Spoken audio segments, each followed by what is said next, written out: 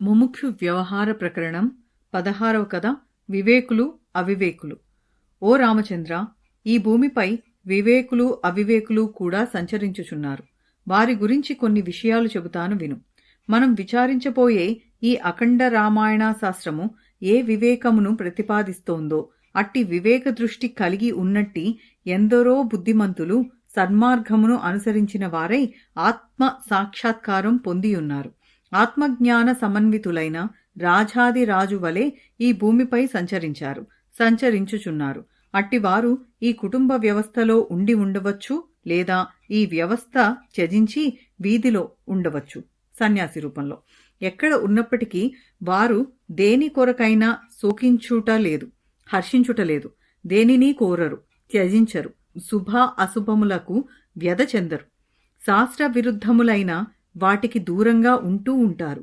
పవిత్రత యందే సర్వదా సుస్థితులై ఉంటారు. వారు ఏది చేసినా శుభము కొరకు, అనేక మంది సుజనుల అనుకూలత కొరకు అయి ఉంటుంది. అన్ని వేళలా సన్మార్గమునే ప్రయత్నపూర్వకంగా స్వీకరిస్తూ ఉంటారు.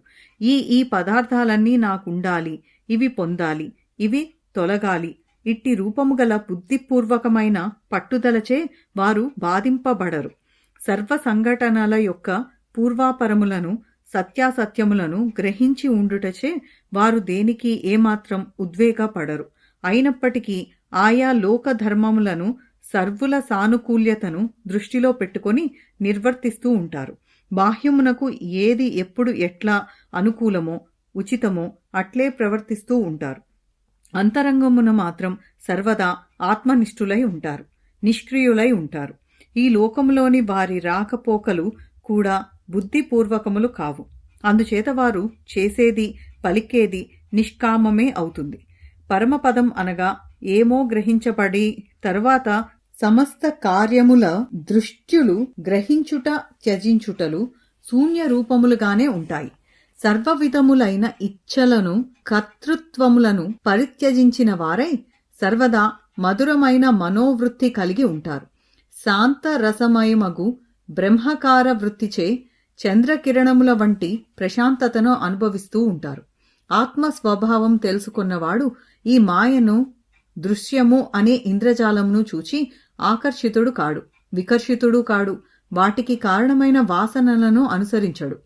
బాల్య చాపల్యమును విడనాడిన వాడై ఇతపూర్వమే సర్వదా ఉన్నట్టి పరమాత్మ సుఖమునందే విరాజిల్లుతూ ఉంటాడు. అయితే అట్టి జీవన్ముక్తత్వము ఆత్మదర్శనము చేత మాత్రమే లభిస్తుంది. అంతకు మించి వేరే ఉపాయం లేదు. అందుచేత మనుజుడు విచారణా సమన్వితమైన బుద్ధితో యావజ్జీవితము ఆత్మాన్వేషణము చేస్తూనే ఉండాలి. ఆత్మతత్వమునే ఉపాసిస్తూ జ్ఞానమును పొందాలి.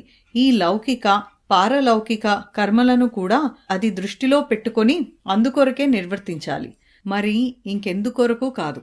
మరి ఆత్మానుభవం పొందేదెట్లా? అభ్యాసమే అనుభవమును ప్రాప్తింపచేస్తోంది. శాస్త్రములను ఆశ్రయించి సమాచారమంతా గ్రహించాలి. శాస్త్రానుకూలమైన ప్రయత్నములను ఆశ్రయించాలి. గురువులను సమీపించి చురుకైన బుద్ధితో వారి ఉపదేశములలోని ఆంతర్లీన సారాన్ని గ్రహించాలి.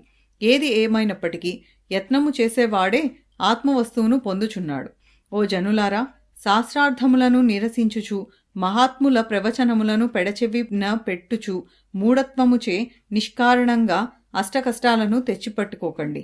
మనుజుని అజ్ఞానం, అవివేకం బాధించుచున్నంతగా వ్యాధులు గాని ఆపదలు గాని బాధించలేవు.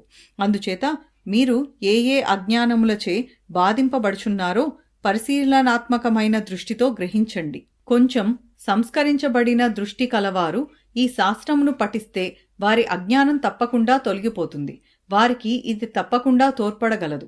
ఇక పరమాత్మను పొందుటే మా జీవిత లక్ష్యం అను నిర్ణయం గల మహనీయులైతే ఇది శ్రవణ మధురమై ఆత్మసుఖదాయకము కాగలదు. శృతి స్మృతులందు కొంత మర్మగర్భంగా చెప్పబడిన విషయమే ఈ యోగ వాసిష్టమునందు అనేక సుందరమైన దృష్టాంతములతో, కథలతో సుస్పష్టంగా ముక్కుసూటిగా చెప్పబడింది. అందుచేత ముముక్షులు దీనిని అమూలాగ్రం పఠించి ఆ తర్వాత నా ఈ అభిప్రాయం యొక్క నిజానిజములు తమకు తామే నిర్ణయించుకొనెదరు కాక. అసలు ఈ జీవునకు దృశ్యమైన, కుకారణమైన అనివార్యమైన ఆపదలన్నీ ఎక్కడి నుండి ప్రాప్తిస్తున్నాయి? మూర్ఖత్వం నుండే సుమా. మూర్ఖంగా మూఢులని వలె జీవితం గడపడం కంటే ఒక మూకుడు తీసుకొని అడుక్కు తింటూ ఉండడం ఉచితం. చీకటి నూతిలోనో చెట్టు తొర్రలోనో ఒక పురుగుగా ఒంటరిగా జీవితం గడపడం మంచిది. మోక్షోపాయమై ఉన్నట్టి ఈ గ్రంథం యొక్క సహాయంచే జ్ఞానకాంతిని పొందువారు మోహాంధకారం చేత గుడ్డివారు అవ్వటం జరగదు.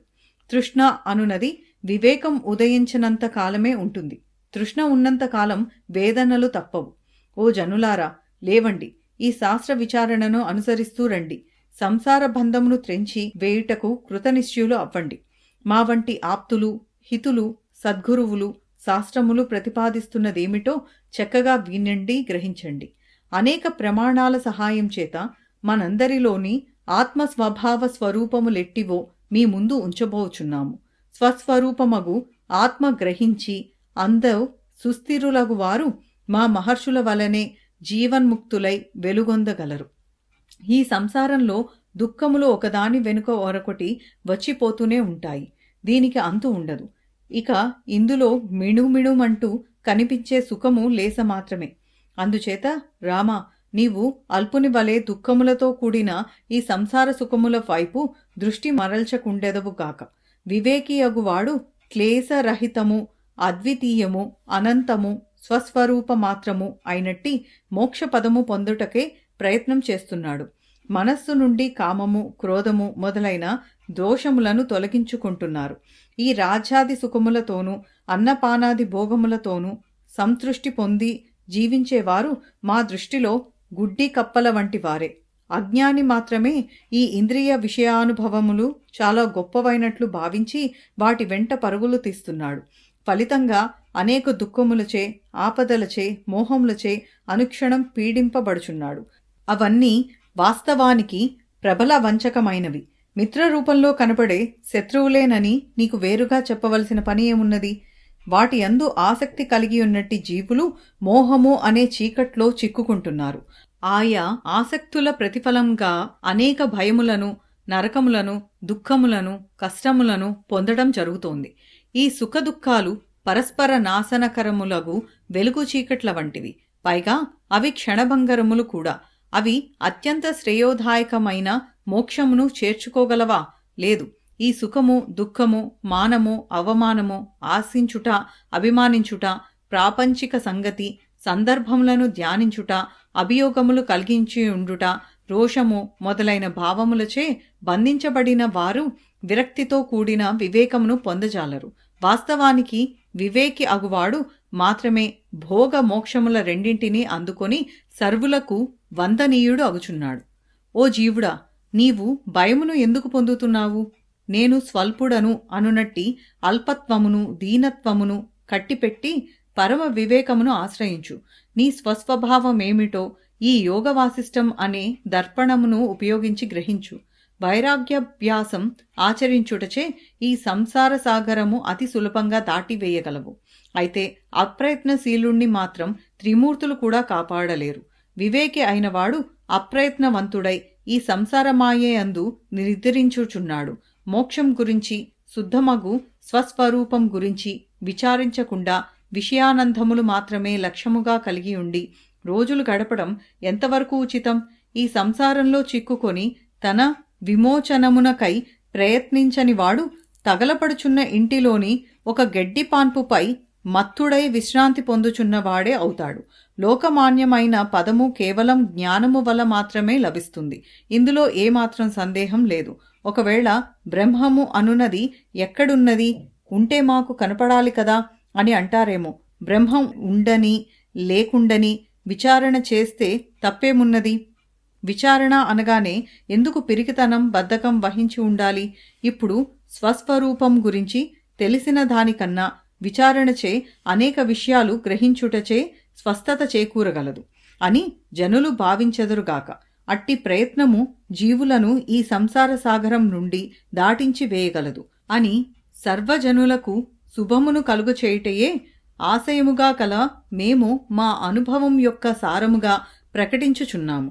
ఓ సభికులారా, మోక్షము అని చెప్పబడుచున్న దృశ్య వ్యవహారమునకు అతీతమైనట్టి మీ యొక్క నా యొక్క సర్వుల యొక్క స్వస్వరూపమే అయినట్టి స్వసత్తా సామాన్యము అను రూపము గల ఒకానొక స్థితి కలదు.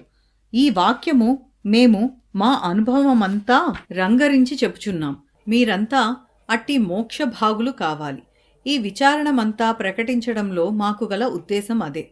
సద్గురువును సచ్చాస్త్రమును ఆశ్రయించుటచే స్వవిచారణచే సర్వాంతర్యామియగు ఈశ్వరుని అనుగ్రహించే ఎవరైనా అట్టి స్థితి పొందవచ్చు.